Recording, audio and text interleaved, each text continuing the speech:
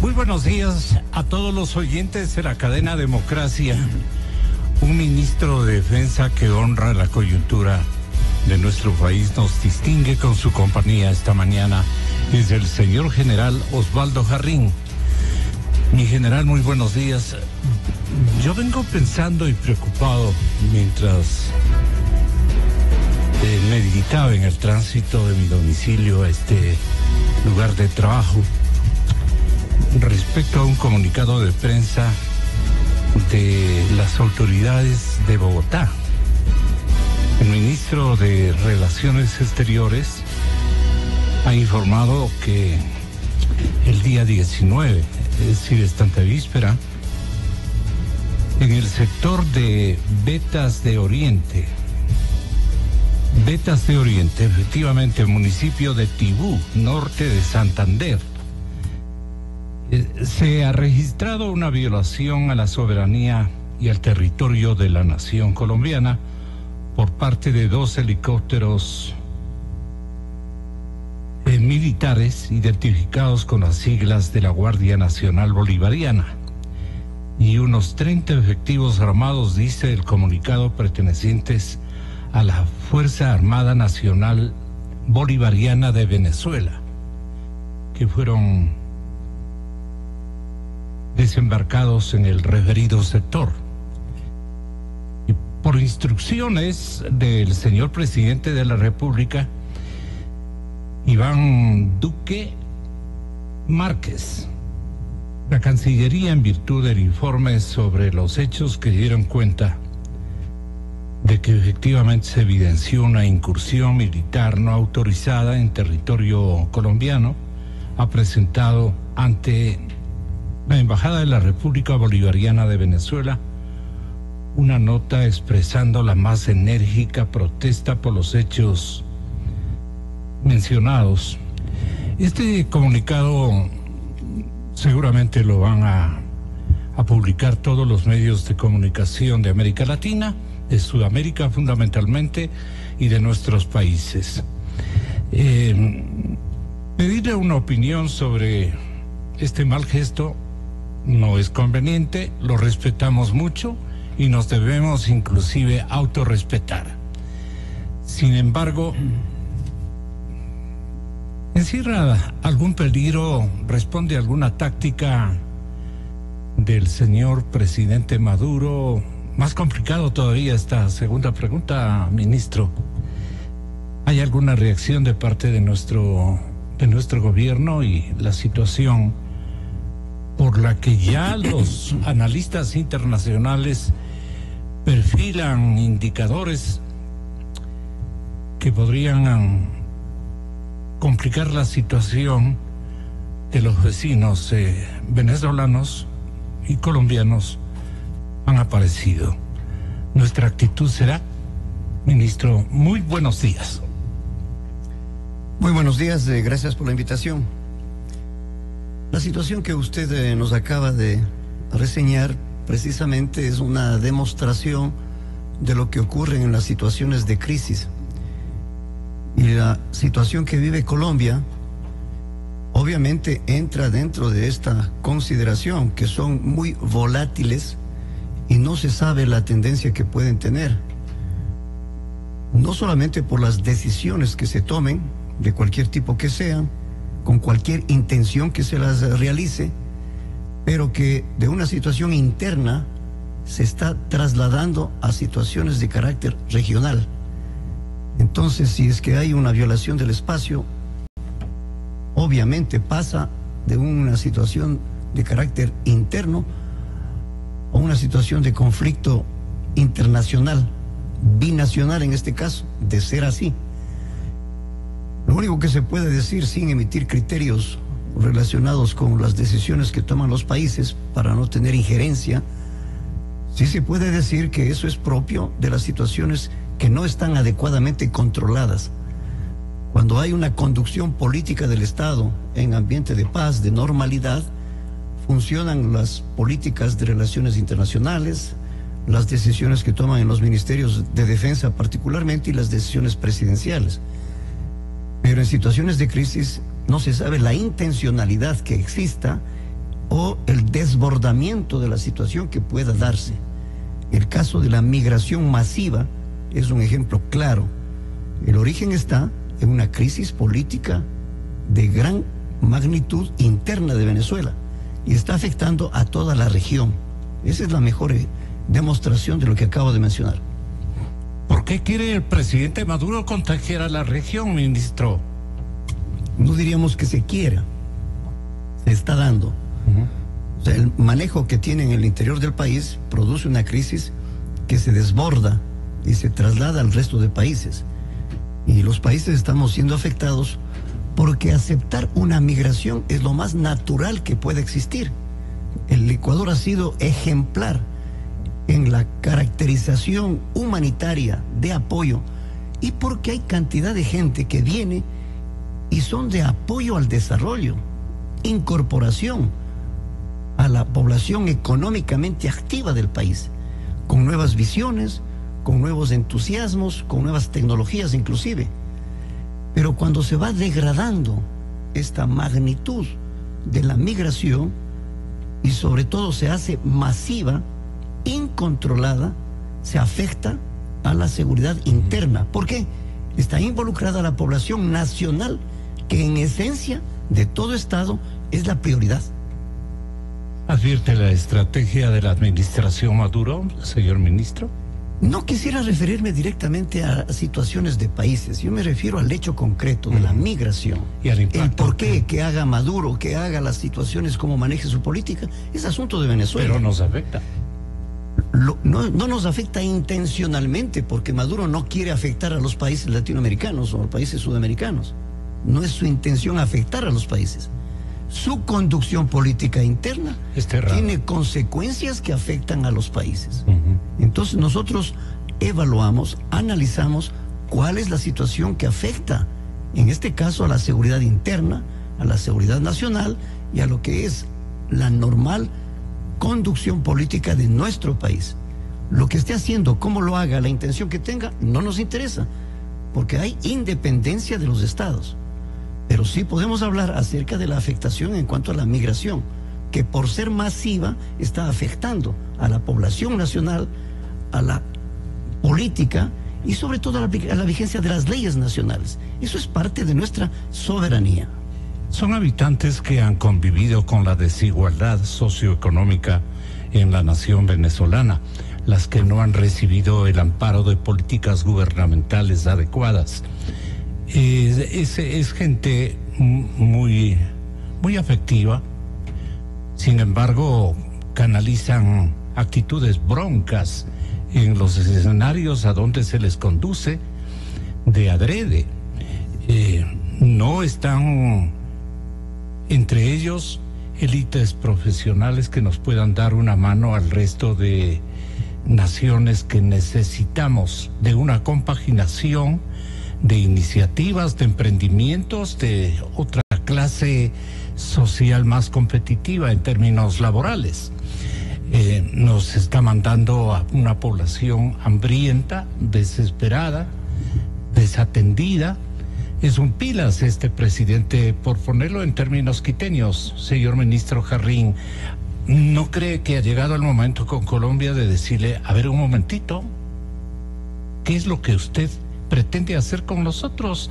¿O hay que dejar que la situación se torne encrespada para reaccionar? Ojalá nos estén escuchando. Yo quisiera referirme exclusivamente al fenómeno que se está produciendo, no a la decisión que se tome, a la intencionalidad que se esté llevando a efecto. Lo que sí puedo referirme es a lo que es política, a lo que es la soberanía nacional. Y me voy a hacer una referencia de lo más concreto. Acabamos nosotros de determinar la política de defensa y de seguridad y desarrollo de la frontera norte. Es un problema que se está dando especialmente en la frontera norte. El Ecuador no analiza las decisiones políticas que se tomen o el origen del problema. Simplemente analiza esas consecuencias que estamos percibiendo. Y ni siquiera consideramos directamente a esas consecuencias como tales, sino a lo que está establecido en nuestro país por determinación presidencial como objetivos estratégicos de la defensa y de la seguridad. Y en tratándose de esta migración, cabe reconocer que uno de los objetivos estratégicos determinados dice concretamente, y lo voy a leer, el número 8, generar mecanismos de control para una migración ordenada y segura. Eso es lo que nos interesa a nosotros, que esta migración sea ordenada y sea segura. ¿Por qué? Por derechos humanos, porque nos interesa protegerle a la población que llega, que sea ordenada, que cumpla con las leyes y que tenga seguridad, y que les demos las necesidades cubiertas a esa población esencialmente que es vulnerable. Pero en idéntica forma hay otro objetivo que es fundamental, el número 2, proteger a la población ecuatoriana en la frontera norte, garantizar el ejercicio de sus derechos, libertades y de la confianza para el desarrollo integral y evitar su desplazamiento. 2 son los objetivos que tienen que ser logrados, según determina la política presidencial. De tal manera que los ecuatorianos tenemos objetivos determinados a ser logrados y cumplidos, porque es política de defensa y seguridad. Esto significa que los ecuatorianos tenemos derechos, tenemos libertades, tenemos derecho a una confianza, tenemos oportunidades para que se desarrolle en ambiente de paz, de armonía, y evitar su desplazamiento. ¿Por qué se produce el desplazamiento? Por presiones, por afectación de una migración masiva. Jamás puede el Ecuador sentirse impávido o intranquilo solamente porque llega la población, y se puede conducir hacia ambientes de confrontación o de xenofobia que sea indiferente al país. Eso jamás lo hará, porque hay objetivos concretos muy claros. Tenemos que proteger a la población ecuatoriana, tenemos que darles facilidades a la migración masiva y evitar que haya confrontaciones como ya se han presentado lastimosamente en otros países, particularmente en el estado de Roraima, cuando por la agresividad de población, de ciertos grupos de población venezolana, comienzan a confrontar a la población nacional brasileña. ¿Y en qué degeneró esto? En que es producto de esta confrontación, y llegaron inclusive a incendiar un campamento. Esta confrontación social desgraciadamente se da por la presión que existe, por las condiciones de la población que llega, y como usted menciona, que se genera en un ambiente de confrontación porque están rebasando las capacidades nacionales. Primero para dar protección a nuestra propia población y luego para dar cobertura en sus necesidades de la migración masiva que se viene. ¿Podría ser eso táctico? Este desplazamiento, este peligro de desplazar a nuestros compatriotas a través de otros seres humanos que necesitan de nuestro auxilio, de nuestra ayuda. Hay un economista muy conocido en la cadena NTN que reside, entiendo, el señor Husman, en Estados Unidos. La Unión Americana es escenario de estas visiones. Desde mi punto de vista, he admirado siempre a este analista Husman, Ricardo, se llama Ricardo Husman, que ustedes han visto en varias cadenas de televisión latinoamericanas y mundiales. Él como que ayer se mostró indignado ante las cámaras de NTN 24 de la nación colombiana que países como Ecuador y Perú soliciten pasaporte, y dijo su queja, elaboró su queja en los siguientes términos.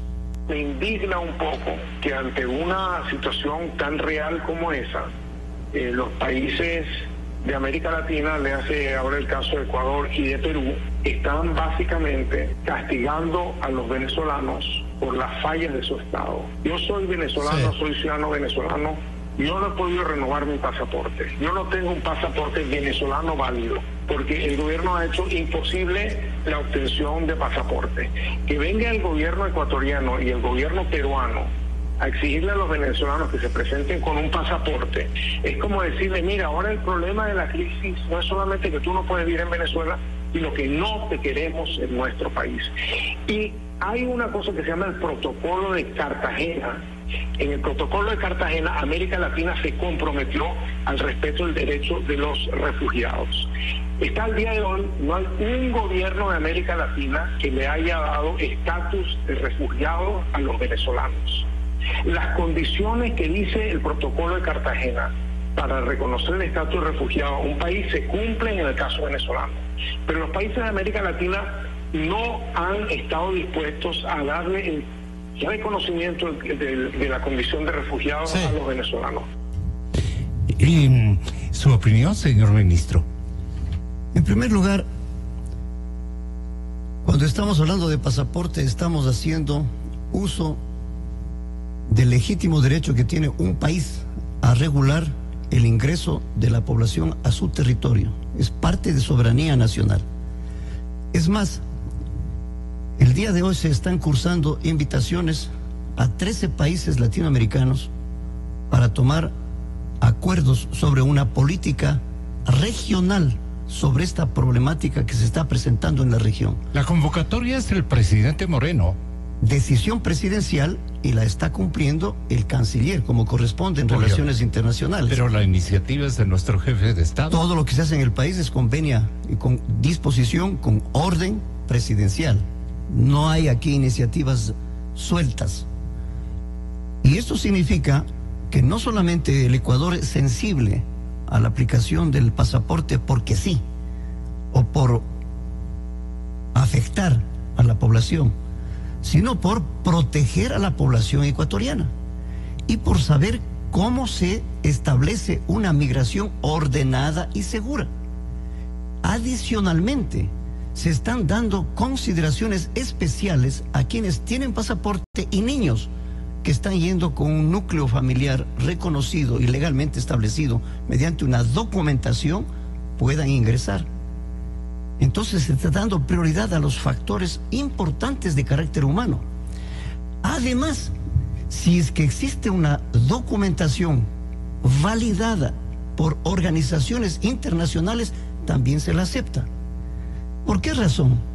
Penosamente tenemos que decir, cuando vienen con cédulas como las que tenía hace 10 o 15 años el Ecuador, fácilmente desprendibles de sus capas plásticas y suplantadas, o cuando vienen con la misma cédula, número y registro, varias personas, se están alterando documentos, falsificando documentos, o simplemente todavía está vigente en Venezuela partida de nacimiento y solamente pueden entregar cédula a niños mayores de 11 años.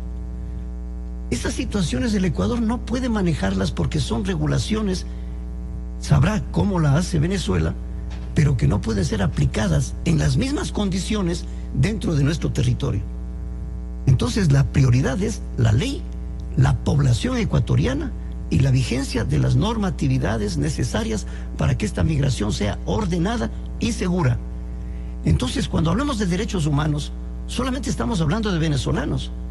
Derechos humanos tienen que comenzar con la población nacional y no hace falta de ninguna organización que defienda a los derechos humanos de la población ecuatoriana, porque para eso está el Estado, para eso estamos las instituciones que nos responsabilizamos de los objetivos estratégicos establecidos para dar cumplimiento y seguimiento a las decisiones de cada uno de los ministerios. Por otro lado, en lo que hace mención en la entrevista radial que usted acaba de mencionar, no se puede hablar de refugiados. Hay mucha soltura en hablar las cosas. No salgo yo de la expresión migración masiva, porque ni son desplazados forzosos, ni son refugiados reconocidos. Eso es otro trámite que tiene que establecerse con la población que ingresa. Es decir, tiene facultad de ingreso y el pedido para entregarles el certificado de refugiados tiene otro trámite. De tal manera que en el Ecuador está vigente la ley y las instituciones de hacer cumplir esa ley. Son sectores poblacionales venezolanos aparentemente seleccionados con un objetivo estratégico de provocar al resto de naciones, de desarticular la organización social que predominan en los vecinos de complacer y de librarse o liberarse de gente que merecen nuestro apoyo, merecen nuestro afecto, merecen nuestra solidaridad, pero no los seleccionados por Diosdado Cabello y su grupo. Yo no quisiera referirme a los autores y sus decisiones. Hay comentarios, se dice que es un caso similar al de los balseros de Cuba. Eso es un comentario. Es una acusación muy fuerte querer hacerle aparecer como determinación oficial o una intención de afectar a los países. No es esa la intención. Estimo que no debe ser esa la acusación nuestra, o por lo menos de parte de nuestro gobierno. No nos corresponde, no es prudente. Pero podemos decirlo los ciudadanos y los comunicadores. No es nuestra responsabilidad. Claro. Que hagan esos comentarios o que se diga, no es nuestra responsabilidad, no es prudente, no conviene y es una exageración pensar que hay una intencionalidad específica para afectar a los países. Simplemente debemos referirnos al hecho concreto. Hay una migración masiva y hay que tomar medidas con relación al respecto. Había una queja también de Ricardo Guzmán en el sentido de que estamos atentando contra el acuerdo de Cartagena, incumpliendo, digamos, esa normatividad elaborada en convenio. Sí, Ricardo Guzmán en el programa La Noche de NTN. Guzmán se refirió a las medidas económicas que tomó el gobierno de Nicolás Maduro ante la crisis que vive Venezuela. Y aquí, señor ministro y distinguido público radio oyente, Diosdado Cabello, que es el dueño y productor de esta película, esto lo dice este periodista, con todo respeto a la nación venezolana, pero este hombre dice: tan bueno es nuestro plan de reactivación económica, nuestras modalidades de plan emergente desde el lado económico, que ya vendrán, dice el señor Cabello, ya vendrán cualquier cantidad de colombianos en un éxodo masivo a beneficiarse de estos logros que vamos a establecer con este plan en nuestro territorio. Vendrán masivamente los colombianos a gozar de los privilegios que este momento el plan de salvamento, el plan económico de restauración económica va a ser tan exitosa que va a haber un éxodo, al contrario, desde Colombia hasta Venezuela. Ahorita estamos preocupados. Aquí lo discutimos en la dirección del partido. Esto puede ocasionar que vuelva el éxodo de colombianos a Venezuela. Estas cosas hay que superarlas con un silencio necesario, y desde el punto de vista hay que despreciar estos acertos con los que han engañado a los venezolanos, pero este es un problema ajeno al nuestro. En definitiva, ¿cómo queda la política frente al éxodo venezolano, la política ecuatoriana? Todo, pero en orden, señor ministro. Cuando se hace referencia al acuerdo de Cartagena sobre el caso que estamos hablando, hay que tomar en cuenta que realmente sí es preocupante porque en el Parlamento andino no se está considerando como tal este problema. Ciertamente que Venezuela salió de la comunidad andina, pero hay normas que ya se han establecido y que están vigentes. Los centros nacionales de atención de fronteras y particularmente el Centro Binacional de Atención de Fronteras es el producto de la resolución 502 de la Comunidad Andina. ¿Cómo es que está vigente una normativa para controlar la población que ingresa y sale del país, de los países, en este caso Ecuador, Colombia?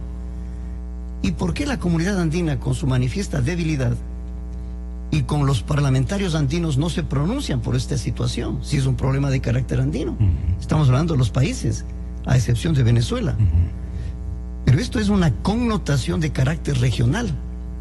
No se puede solamente valerse del acuerdo de Cartagena para lo que corresponda el apoyo o la protección de la migración. Hay también las regulaciones que están establecidas por la misma comunidad para establecer mayor control de ese proceso de migración.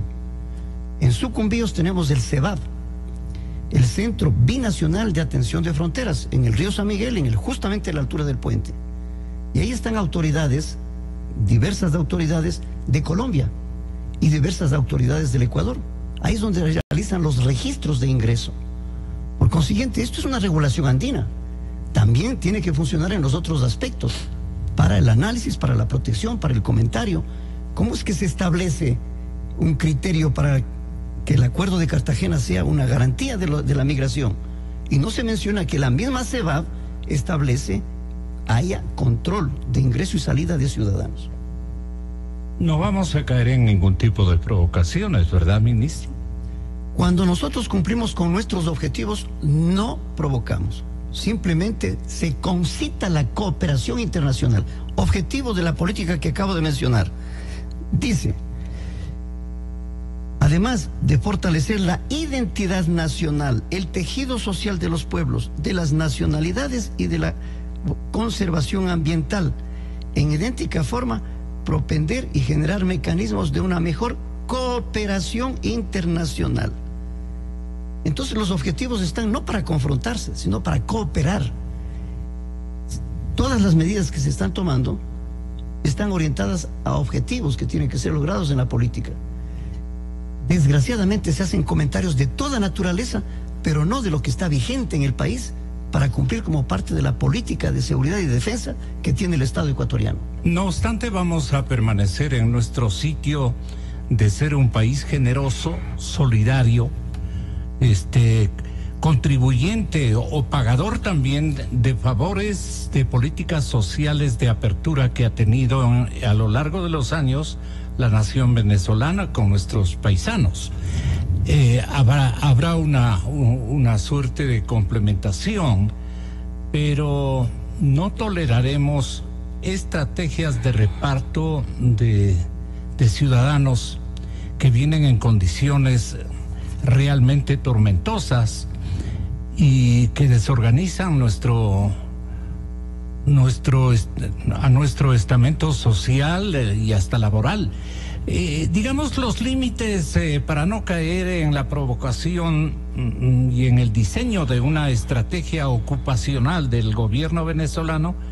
¿Hasta dónde llega, señor ministro? Y perdone que yo insista en esto, porque ya conocemos la habilidad que tiene este cupular sector de la nación venezolana, que se queda a la fuerza, no obstante su derrota económica propinada por todos los países del planeta, inclusive por la misma Rusia, que le sigue cobrando el armamentismo en que insertó su conducta para hacer temer a la Unión Americana y a otros países vecinos de que es un país muy fortalecido en armamento. Sin embargo, tiene muriendo de hambre a su población.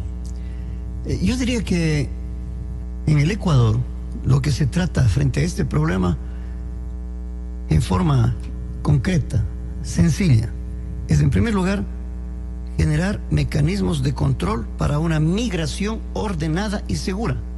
Y en segundo lugar, incrementar la cooperación internacional de conformidad a los intereses nacionales y los lineamientos de la política exterior del Estado ecuatoriano. Son dos objetivos que están en la política. A eso se orientan las acciones que se están tomando. Y lo que está este rato el canciller pidiendo una reunión, un cónclave de cancilleres a nivel regional, se orienta a este objetivo: generar e incrementar cooperación internacional de conformidad a los intereses nacionales de cada país, por supuesto. Por eso es un cónclave. Y los lineamientos de política exterior que tiene el Ecuador, como tienen los otros países. Entonces, al mismo tiempo que se está logrando este cónclave, la meta final es tener una migración ordenada y segura. Yo creo que esa es la actitud de un pueblo que tiene sus procedimientos perfectamente racionalizados y que tiene los suficientes argumentos de cooperación para manejar este problema. Otro país también que está solicitando un cónclave similar es la Organización de Naciones Unidas, más bien es el Colectivo Mundial de Naciones Unidas, que ha convocado también a una reunión de consulta. ¿Por qué no le invitamos al señor Hosman que haga el favor de asistir a esta otra reunión de ONU que se debe llevar a cabo en la ciudad de Nueva York, donde es la sede internacional del organismo mundial? ¿Con qué propósito la iniciativa de reunir a las Naciones Unidas que usted conozca? Porque debe haberle llegado seguramente al señor canciller Valencia, y él le participó ya a usted y al señor presidente Moreno la convocatoria a la que seguramente vamos a asistir porque es una obligación. Así es, precisamente informará sobre este aspecto el ministro de Relaciones Exteriores, de tal manera que las organizaciones internacionales también tienen una preocupación sobre el tema. Por esta razón, cuando hablamos de una reunión internacional, obviamente está directamente relacionada con los cancilleres, pero también está con las organizaciones internacionales que tienen una directa responsabilidad. El mejor ejemplo es ACNUR. Tiene un gran trabajo que está realizando en nuestro país y eso pertenece a Naciones Unidas. Hay otras organizaciones internacionales con el mismo interés, pero asimismo sería conveniente que estas organizaciones internacionales se conduelan de los gastos y del sacrificio económico que tiene el país para dar atención. No solamente se puede atender con actos humanitarios, que los está demostrando por su propia cultura, por su propia naturaleza de la población ecuatoriana. También hay responsabilidad en las organizaciones internacionales de asignar recursos para mejor atender a este problema. Señor ministro, al tenor de estas circunstancias, yo públicamente le felicité esta víspera por haber logrado la ayuda financiera de parte del gobierno por la situación que estamos atravesando desde la crisis de la hacienda pública. Pero la institución militar requería, y lo dije enfáticamente el día de ayer, de un macro apoyo cuando conversaba con personas que tienen que ver con el tema, un apoyo decidido de parte del señor presidente. El jefe de Estado, el licenciado Moreno, ha considerado el plan del Ministerio de la Defensa y ha entregado sendos boletines insistiendo en este plan y en su composición. Pero hay un rubro que dice otros proyectos, 69 millones, que me llamaron la atención, porque está bien y hemos notado la necesidad de comprar navíos para operaciones en selva, adquisición de helicópteros, porque los que compró la administración anterior resultaron una estafa, tanto para la institución militar como para el Ecuador. La compra de armamentos de calibre mayor y menor para la fuerza terrestre, el fortalecimiento de las capacidades de la infantería de marina, que lo analizamos con el señor almirante Alan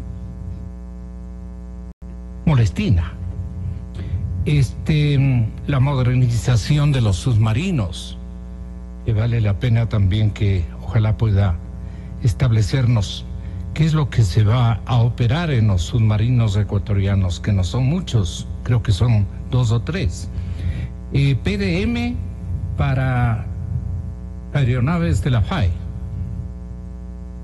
recuperación de movilidad de corbetas en los ríos de Manabí y de Loja, y mejoras a las capacidades operativas de las Fuerzas Armadas para la frontera norte, tomando en cuenta naturalmente a Esmeralda, Zimbabura y Sucumbíos, y otros proyectos De los 111 millones, 69 nos pareció muy importantes, y tiene derecho a la población de conocer hacia dónde apunta de otros proyectos, o establecida por la Ley de Seguridad Nacional o cosa por el estilo.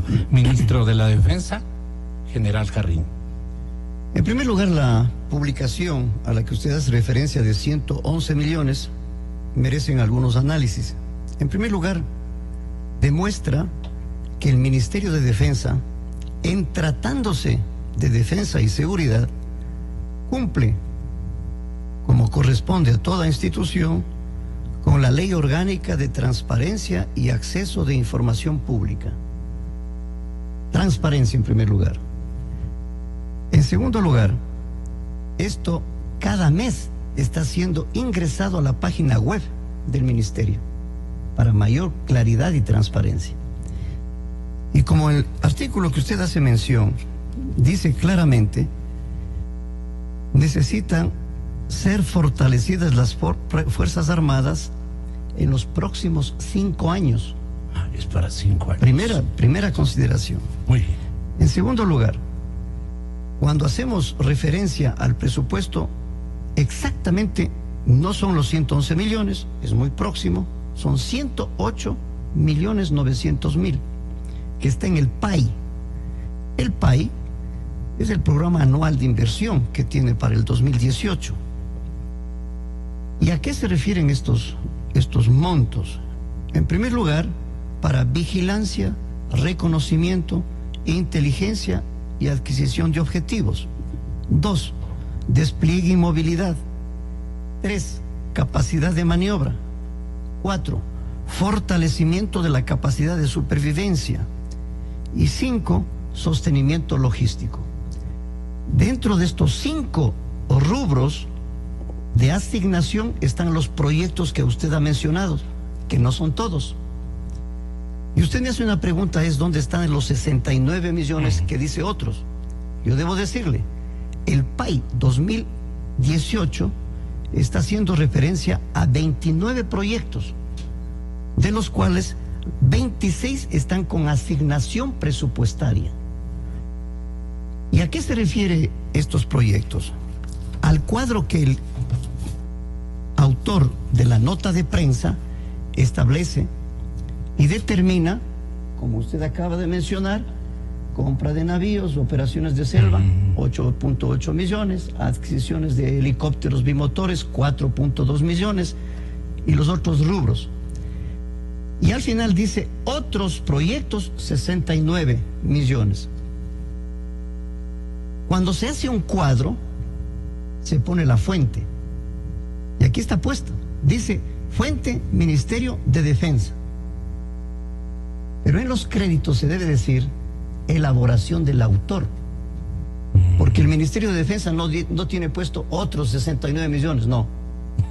Eso es el autor del cuadro que ha hecho, que hace una muy buena referencia de los proyectos, pero con los 69 millones queda completo los 111 millones. Le preocupaba solo la sumatoria de los 111 millones que sensiblemente el señor presidente entregó a la institución militar.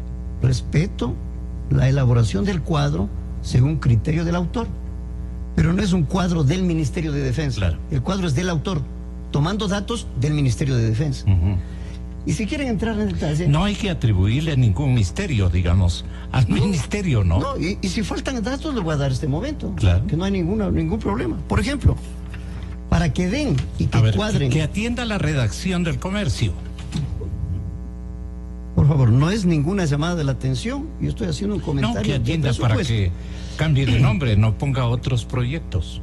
Si es que queremos considerar exactamente que cuadre lo que está establecido en el PAI 2018, tenemos que considerar que está establecido Comando Conjunto 23.800.000, Ejército 14.900.000, Fuerza Naval 23.800.000, Fuerza Aérea 30.300.000, reformas institucionales 16.000, suma 108.900.000.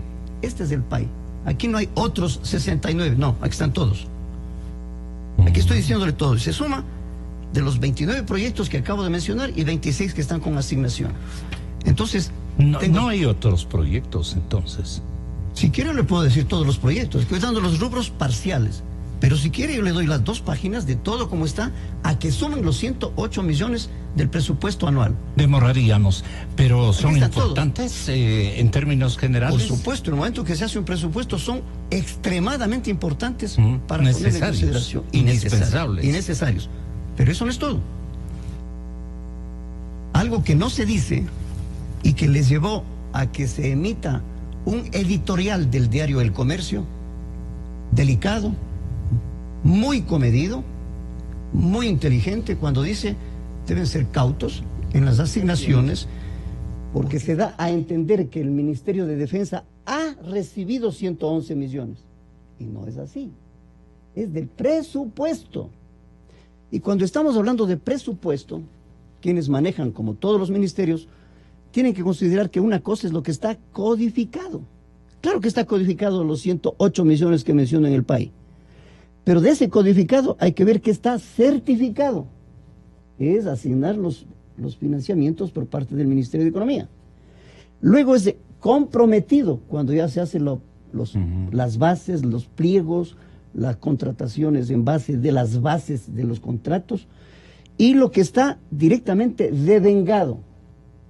Entonces, este proceso de codificado, certificado, comprometido y devengado es muy diferente a considerar que los 111 millones estén en el Ministerio de Defensa. Si se quiere estimar con exactitud, yo puedo decir cuáles están en este momento comprometidos y certificados. ¿Cómo ser, por ejemplo, en trámite para que se realice dentro del mismo presupuesto algunos de los proyectos que están tanto certificados, comprometidos y devengados? Pero sí causa extrañeza considerar que se ha asignado ya todo lo que está en el presupuesto al 100%, y no es así. Muy bien. Esa es la pregunta fue muy conveniente. La otra es que el compañero Carlos Zacoto, también en el 9, indica que han habido 100 millones de dólares que van a ser invertidos en el Ministerio de Defensa en 29 proyectos que tienen como objetivo repotenciar a las Fuerzas Armadas y que se planea comprar nuevas unidades y reparar otras, así como la modernización del sistema de inteligencia y vigilancia preventiva. Esto está muy bien. Así es. Rescatado en la crónica del compañero Zacoto. El anuncio fue hecho el pasado 2 de agosto por el titular de la cartera de defensa, Osvaldo Jarrín. Un total de 112 millones de dólares serán invertidos en repotenciar a las Fuerzas Armadas. El detalle de esta inversión consta en el Plan Anual de Defensa, documento en el que se traza como meta incrementar las capacidades de defensa y mantener la soberanía nacional, así como repotenciar la investigación, la ciberdefensa y los servicios de inteligencia. En cuanto a la Armada Nacional, se plantea la modernización de los submarinos Huancavilca y Chiris, las dos únicas embarcaciones de este tipo que tiene Ecuador, a un costo de 5,2 millones de dólares. Además de la compra de embarcaciones para patrullaje fluvial en frontera por 8,8 millones de dólares. Para la Fuerza Aérea se planea la compra de 6 helicópteros bimotores por 4,2 millones de dólares. Estas aeronaves reemplazarán a los DRUF en tareas de búsqueda y salvamento. En cuanto a la Fuerza Terrestre, el plan contempla la adquisición de armas de calibre mayor y menor por 2,8 millones de dólares, así como implementos de supervivencia. El plan de la defensa pretende cubrir además las necesidades preventivas de las Fuerzas Armadas y para ello presupuesta 296.000 dólares en modernizar la inteligencia militar, 7,6 millones para mejorar la operatividad de los soldados en la frontera norte y otros 2,5 millones para la infantería de Marina. El plan se concreta cerca de 5 meses después de que el Ejecutivo anunció que las Fuerzas Armadas fueron desmanteladas en la última década. Adicional, se plantea dar mantenimiento a las aeronaves de la Fuerza Aérea, así como reforzar el control y vigilancia en los espacios acuáticos, sobre todo en los alrededores del archipiélago de Galápagos, donde a inicios de junio se detectaron más de 60 embarcaciones de bandera china que merodeaban la zona económica exclusiva. Los detalles de esta millonaria inversión se ampliarán este jueves 23 de agosto en una rueda de prensa encabezada por el ministro Osvaldo Jarrín. Así lo dio a conocer la Dirección de Comunicación de este ministerio. Carlos Acoto, 24 horas. Muy importante la forma como canaliza esta información el compañero de Teleamazonas. Ahora, señor ministro, el plan incluye adquisición de equipos y armamento. Ya usted lo ha explicado. Pero va también a establecerse una oficina de cooperación de seguridad con la Unión Americana, con los Estados Unidos de Norteamérica, que permitirá una especie de intercambio de información para la elaboración de estudios de inteligencia militar. Y aquí somos hábiles a veces, o por lo menos especulamos circunstancias que vale la pena que usted las deje establecidas. Se trata de un nuevo convenio similar al que destruyó el presidente Correa y que refería a la base de Manta. No estarán aquí permanentemente, ha dicho usted. Va a visitarnos un avión norteamericano periódicamente. Este avión nos va a permitir obtener inteligencia e inmediatamente retornaría a una base propia de los Estados Unidos, es decir, una presencia de horas, entre 3 y 4 horas. Retorne el avión, no hay la idea de ningún concepto que sea una base instalada como la que se dio junto a la ciudad de Manta, ¿no? Esto sí vale la pena que conozcamos para evitar especulaciones, incluso el nuestro de carácter periodístico. Bueno, el 2 de agosto yo hice este anuncio precisamente porque era oportunidad de hacer una rendición de cuentas, y de ahí es de donde está saliendo toda esta información. Y aclaro, la rendición de cuentas de todos los proyectos que están enunciados están dentro del PAI 2018, pero no quiere decir que el 100% del presupuesto del PAI 2018 ha sido entregado, de ninguna manera. ¿Cómo no voy a aspirar a que sea así? La situación del país no permite. Entonces tenemos que procesar y dar prioridad a los que son más urgentes, como por ejemplo lanchas ribereñas, munición, equipamiento, cascos para el personal, chalecos, los helicópteros. Cuando usted menciona los helicópteros, está puesto 4 millones. Con 4 millones no se va a comprar 6 helicópteros. O con el presupuesto que está establecido no se va a comprar 12 lanchas ribereñas. Se supone que son presupuestos plurianuales para comprar por varios años. O sea, los 4 millones nos permitirá dar el ingreso para establecer con todos los más de 40 pasos que tiene el proceso de contrataciones a que se establezca la firma de un contrato. Pero en los TRUP que hemos aclarado, no... Eso es un caso aparte. No ingresa ninguna repotenciación. Eso es un proceso judicial aparte. No tenemos absolutamente nada. Eso no sirve para nada, ¿verdad, ministro? Eso está aparte, eso es un tema de otro comentario. Estamos hablando de lo que estamos haciendo, de lo que está vigente, lo que está aprobado. ¿Y cuándo nos devuelven ese dinero, ministro? Eso es otro punto, ya conversaremos oportunamente. Pero déjeme decirle con relación a su pregunta inicial, con relación a los Estados Unidos. Con disposición presidencial se tuvo el acercamiento y apertura con todos los países. Y visitaron a la presidencia de la República Estados Unidos, España, Francia, Canadá, Israel. Y obviamente hemos abierto las relaciones internacionales con quienes pueden darnos cooperación en tecnología, entrenamiento y facilidades para una mejor defensa y seguridad dentro de nuestro presupuesto establecido. Y cuando estamos hablando de la presencia de un avión, hemos sido enfáticos muchísimas veces. El artículo 5 de la Constitución no permite bases en el territorio nacional de ningún país, bajo ninguna circunstancia. No podrá existir una base.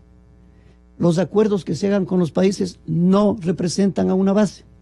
No habrá con relación a Manta. Bueno, esto podemos insistirlo permanentemente, pero permanentemente se hace referencia porque creo que no hay más temas de qué comentar.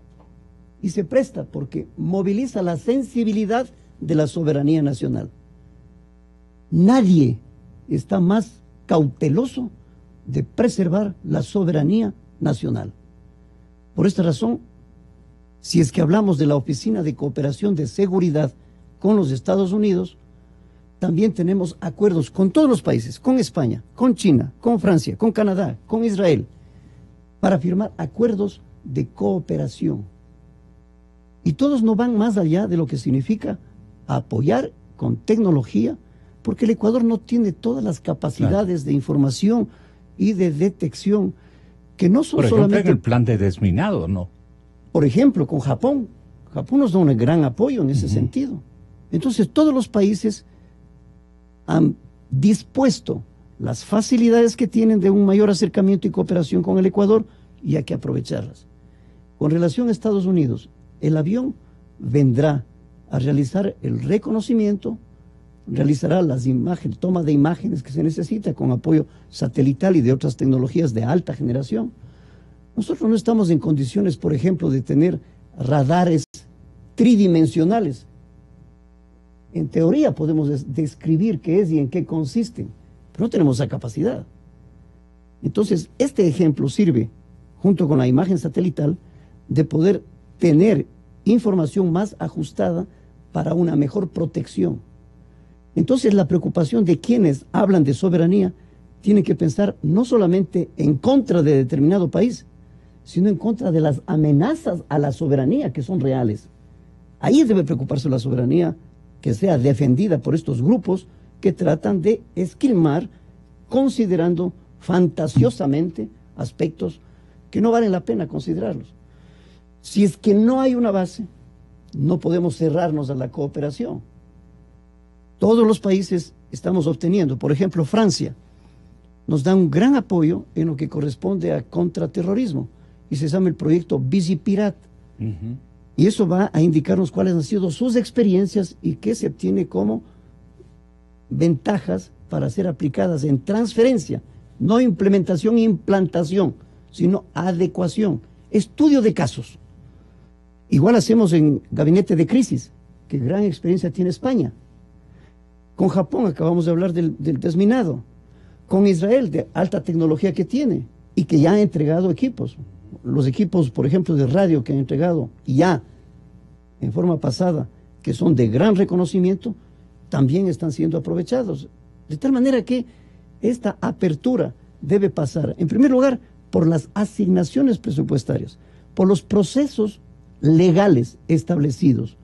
Y vale la pena enfatizar, este momento el Ministerio de Defensa, dentro de la reestructuración, reorganización, comenzó estableciendo un reglamento para las contrataciones públicas, a más de la ley que existe para realizar los contratos, sean estos de contratos o licitaciones que se deban realizar. Que todo esté dentro de la ley, dentro de la norma y todo transparente. De tal manera que el síndrome de Pandora tiene que desaparecer. Tenemos un historial negativo, pero eso no puede aplicarse a todos los hechos del futuro de nuestro país. Ministro, ¿quiere decir que el gobierno ecuatoriano y el Ministerio de la Defensa Nacional tiene sospechas respecto a que grupos organizados del crimen o crimen organizado en términos de células muy significativas de naciones que están en este momento acolitando los movimientos de narcotransferencia de drogas desde nuestro territorio y desde territorios vecinos? Están utilizando tecnología ultramoderna que vale la pena detectarlos, porque de lo contrario la batalla está perdida. Algo por el estilo que nos pueda anunciar, señor ministro, y que sea motivo de preocupación de nuestro gobierno y del Ministerio de la Defensa. Precisamente cuando se determina una política de defensa y de seguridad para la frontera norte, se desprende directamente de la Constitución y de las leyes vigentes. Y de esa política se concretan en planes, como es el Plan de Defensa y de Seguridad de la Frontera Norte. Ahí está incorporada la creación de la Fuerza de Tarea Conjunta en Esmeraldas, que nos ha dado buen resultado. Tenemos paz, tenemos estabilidad, tranquilidad de la población, reactivación económica, y lo mejor ha sido demostrar en este feriado último que realmente subió significativamente los porcentajes en cuanto a turismo, en cuanto a comercio, en cuanto a dinámica, pero por sobre todo de presencia del resto del país a las playas, a los sectores turísticos, porque adquieren confianza y saben que tienen protección por parte de la policía y de las Fuerzas Armadas no solamente en Esmeraldas, a todo lo largo de la frontera norte. Para enviar ese mensaje de seguridad, ¿qué se requiere? Tener óptimo, ¿qué tipo de materiales de investigación tecnológica? Inteligencia, presencia de las fuerzas y sobre todo permanente patrullaje, de tal manera que se sientan con capacidad de movilizarse y tener la actividad cotidiana, los diferentes sectores sociales para su vida y para su actividad normal que tiene en la provincia. Pero cuando está hablando usted de ciertas amenazas, la conformación de redes, estamos hablando lo que he dicho en varias oportunidades. Estas amenazas son de carácter híbridas, lo dije, lo he dicho varias veces. Son mutantes porque tienen facilidad de cambiarse. Hoy están en un movimiento, hoy son disidentes, mañana son mercenarios, pasado mañana son pertenecientes a un cartel, a la siguiente semana son paramilitares, es decir, son mutantes. Y son difusas porque son indetectables. No tienen uniforme, no tienen leyes, no tienen regulaciones, simplemente esconden su armamento y ya están cruzando la frontera. ¿Están entre nosotros en las urbes grandes de la región latinoamericana? No está en las urbes grandes porque depende del interés que tengan. No vienen a realizar plantaciones de droga en Pichincha o en las regiones del país. No están a lo largo de la frontera con plantaciones o con laboratorios. Porque ventajosamente nuestras Fuerzas Armadas cubren todo el territorio nacional. Tenemos destacamentos a todo lo largo de la frontera y la presencia de las unidades militares se hacen cargo de todo el territorio nacional que está cubierto por las fuerzas legales, por las fuerzas convencionales, por las Fuerzas Armadas y por la Policía Nacional. De tal manera que esta situación conlleva a ver cuál es la característica de empleo, qué tecnología utilizan y cómo pueden ser controladas del territorio. Nuestro territorio necesita presencia, cobertura y tecnología. Y eso es lo que estamos obteniendo de la cooperación internacional. No digamos más, señor ministro. Yo le agradezco mucho. Lo de ACNUR, ¿cómo está funcionando a su juicio ya en términos que usted nos pueda anunciar elementos exitosos que Naciones Unidas ha impulsado precisamente para establecer una mano de ayuda en nuestro país? Bueno, ACNUR es históricamente ligada a todos los fenómenos que tenemos en la frontera norte y es un gran trabajo que ha desarrollado. Recordemos cuando teníamos la influencia por parte del desplazamiento forzoso que se cumplía en Colombia por la aplicación del Plan Colombia y los planes sucedáneos. Ahora, este hecho no significa que haya necesidad de mayor presencia de financiamientos, de recursos internacionales que nos llegan. El Ecuador todo asume su responsabilidad con los recursos propios, con el financiamiento que deberían estar destinados exclusivamente para la población nacional, porque en la limitada economía que tenemos, especialmente ahora, la prioridad es nuestra población. Y de ahí se están asignando la atención sanitaria, educacional, médica, de movilización, de apoyo, y eso significa grandes recursos. Y eso está afectando a la economía nacional. El Ecuador ha sido prácticamente sumamente solidario con esta migración, pero también son recursos. Y esos recursos tienen que ser, una de las fuentes debería ser la cooperación internacional. ¿Alguna información adicional sobre los compañeros periodistas asesinados y que pertenecían a la redacción del diario El Comercio, así como lo operado por el autodenominado Frente Oliver Sinesterra en el caso de la pareja de secuestrada y asesinada también? ¿Qué tipo de colaboración estamos obteniendo y qué luces resplandecen respecto de estos dos asesinatos que nos duelen el alma y no lo podemos olvidar? Para comenzar, también nos duelen los ecuatorianos militares de la Infantería de Marina. También nos duele. No puede ser considerados no lo recordamos aisladamente. Exactamente. Entonces, ahí hay una falta de solidaridad. Y todos los procesos de todos estos casos son efectos de lo que ha ocurrido como influencia del conflicto interno de Colombia. Y para la mayor profundidad está la Comisión Internacional de Derechos Humanos, a quien le estamos dando toda la cooperación e información que requiera, a más de los procesos fiscales que se siguen tanto en Colombia como en Ecuador. Muchas gracias, ministro. Hasta siempre. Gonzalo Rosero. Credibilidad incuestionable. Inicio de espacio promocional y publicitario.